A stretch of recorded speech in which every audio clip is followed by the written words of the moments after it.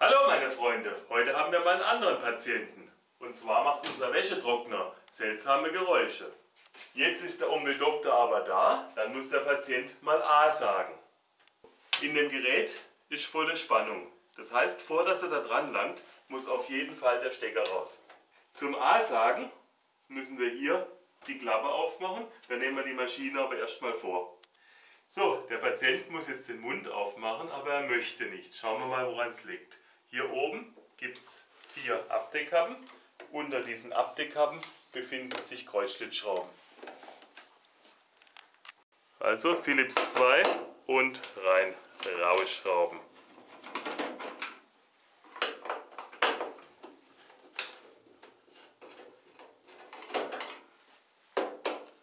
Das gleiche auf der anderen Seite. Auf der Rückseite sind 2 weitere Schrauben.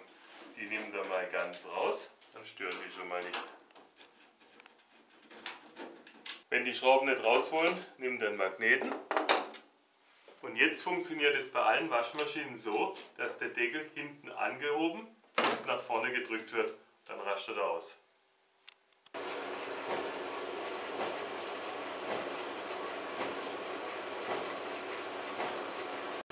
Das Geräusch hört ihr jede Umdrehung der Trommel, also muss es irgendwie mit der Mechanik der Trommel zu tun haben. Leider sieht man von oben nicht allzu viel, wo das Geräusch herkommt.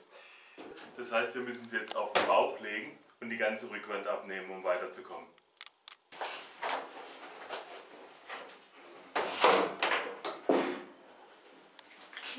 Den Deckel hier lupft er nach oben ab, der hat hier so Widerhang, weil hier sitzen nochmal 2 Schrauben drunter. Zuerst mal die Elektrik hier wegmachen, da hängt der Verteiler von der Spannung dran.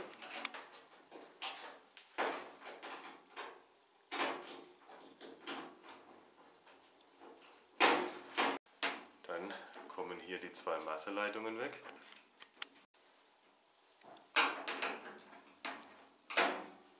Und die zweite. Dann geht es rundherum mit den Blechschrauben los. Hier sitzt die erste.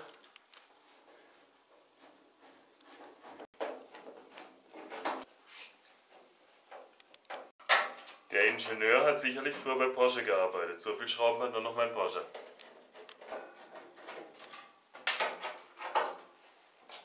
Die 6-Kantschrauben noch in der Mitte raus.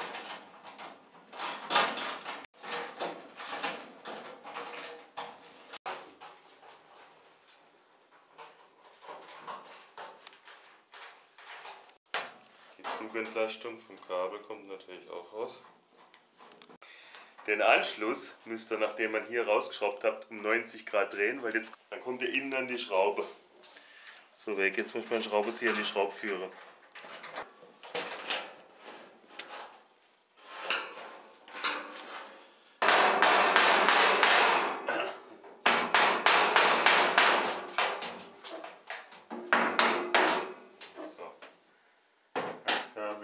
Nee, das kannst du nicht wegmachen, weil der Stecker, aber du kannst es ablegen.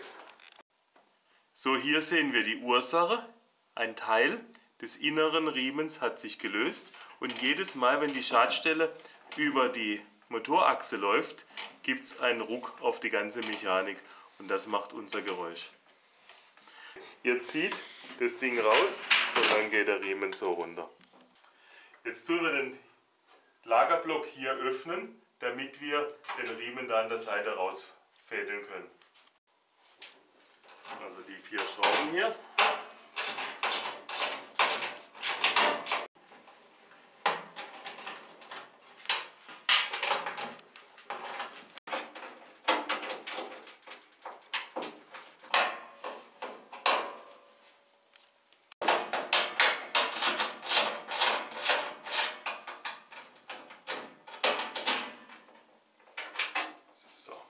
Hier müssen wir nur ein paar Stecker abziehen, sonst kommen wir mit dem Kabel nicht drüber. Beschriften wir vorher. Hier war der blaue, hier war der zart rosa. Immer zart wackeln und dann gehen die Dinger runter. So, dann kommt der noch. So, den Riemen können wir jetzt hier rausführen und da kommt er auch raus. So lange wäre das nicht mehr gut gegangen.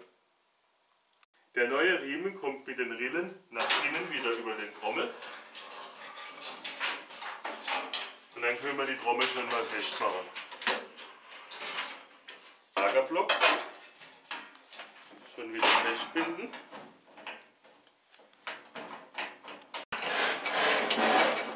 Das war die zweite. Hier kommt die dritte. Die Schrauben zieht er jetzt so schön reihum an.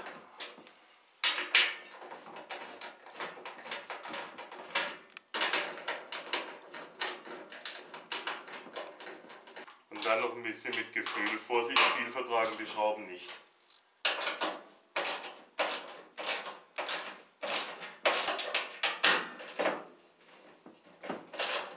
Mit Gefühl sind ganz dünne Blechgewinde. Jetzt können wir die Stecker auch gleich wieder drauf machen. Der blaue war hier. An der Stelle kommen ein paar Kabelbinder drauf, dass das nachher nicht so hin und her wackelt.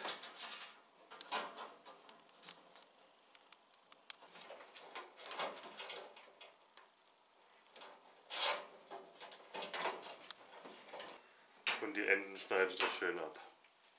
Aber nur die Kabelbinder, nicht die Kabel. Zum Montieren spannt er den Riemenspanner am besten gerade mit dem Holzkeil. Jetzt muss der Riemen hier über die Achse. Okay. So, jetzt kommt er hier über die Führung und hier über die Führung. Bei diesem Modell hat die Antriebsachse mehr Rillen als der Riemen. Jetzt müsst ihr darauf achten, dass ihr den in der richtigen Tiefe montiert. Dass das hier nicht hoch oder runter geht, schon schleift es hier an den Kanten. So wie wir es jetzt gemacht haben, sieht es ganz gut aus. Probieren wir aber nachher nochmal, wenn die Maschine aufrecht steht und wir sie durchdrehen. Scheiße. Wenn man die Maschine jetzt durchdreht, sieht man, dass es hier unten alles vernünftig läuft. So, das läuft alles wunderbar parallel, kein Problem.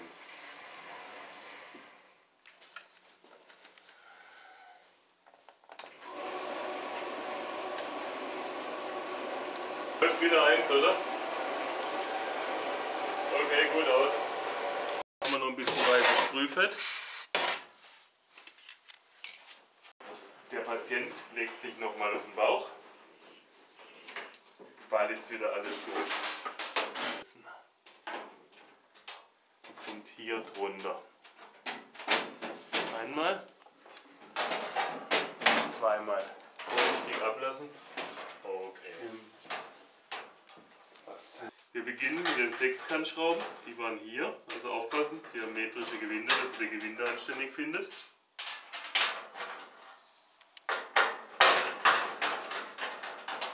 Bei sowas setzt man erstmal alle Schrauben an, dreht sie etwas rein und erst wenn alle drin sind, wird angezogen.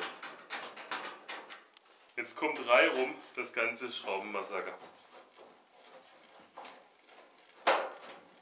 Immer ein bisschen rückwärts drehen, bis das Gewinde greift.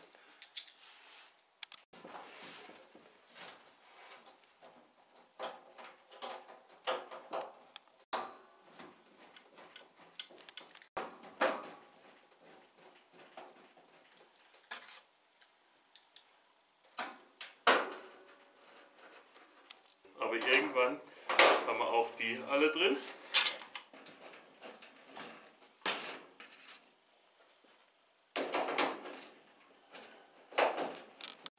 Hier oben muss sich die Laschen ein bisschen aufbiegen, damit das Blech rausgeht. Schlagen wir dazu und dann kommen hier auch noch die letzten zwei Schrauben rein. Und wenn alle drin sind, beginnen wir noch bei reihum alle anzuziehen.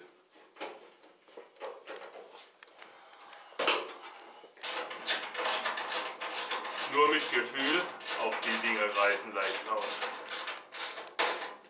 Wir arbeiten nicht am LKW. Spielen entnehmen die Abluft auf der Seite. Das heißt, hier können wir die Abdeckkappe wieder einraschen. Die hat nur so Clips, also einfach ansetzen, die Clips ein bisschen nach innen und schon ist der Deckel drauf. Der Patient darf wieder aufstehen.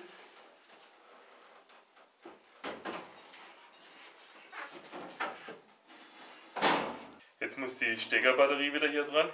Hier müsste die Mutter erst hier innen einsetzen. Und wenn die dann drin ist, dann könnt ihr von außen das Teil in die Rastnase und jetzt kommt hier die Schraube dafür rein. Verkeilt ihr hier hinten mit dem Schraubenzieher und dann könnt ihr außen anziehen. Wenn sie greift, greift sie, aber es im Kunststoff drückt. So, die zwei Schutzerden sind die beiden Schrauben mit den Zähnen da unten. Die andere Schutzerde. Auch immer erst dagegen drehen.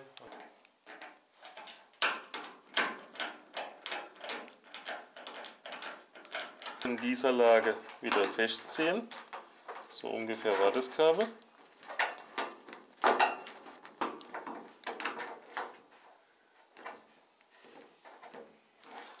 Entlastung hier auf Position bringen. Da rastet sie ein.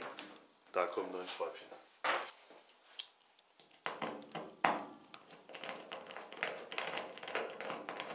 So, beim Zumachen muss der Deckel hier vorne angesetzt werden.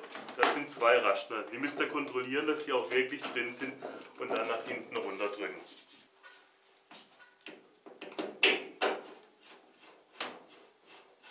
Die Schräubchen wieder in ihre Löcher. Auch hier wieder erst ein bisschen rückwärts drehen, bevor dass wir nach vorne drehen. So. Zwei auf der anderen Seite. Und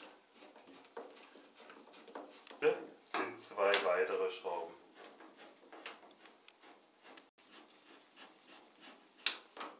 Wenn alle in ihrem Platz sind, können wir sie wieder festziehen.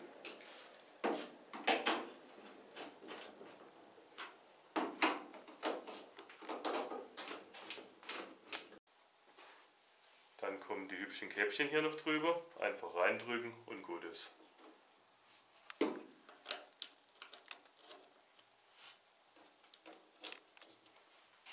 Jetzt fragen wir den Patienten, wie es ihm geht.